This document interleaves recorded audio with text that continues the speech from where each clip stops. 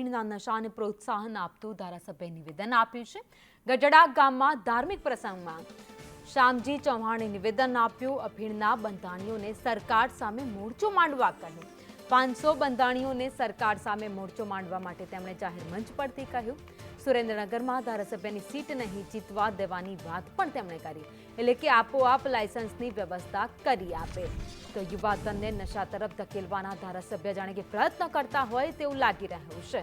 જાહેર મંચ પરથી ધારાસભ્ય કહી રહ્યા છે કે જે લોકો અફીણનો નશો કરે છે તેમણે સરકાર સામે મોરચો માંડવો જોઈએ।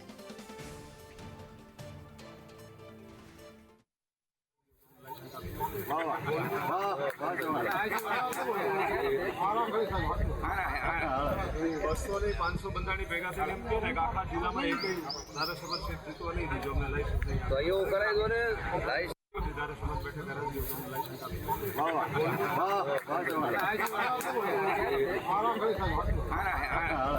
બસો ની 500 બંધાણી ભેગા થઈને એમ કે આખા જિલ્લામાં એક ધારાસભ્ય સીટ જીતવા નહીં દીધો અમને લાયસન્સ નહીં તો એવું કરાય દો ને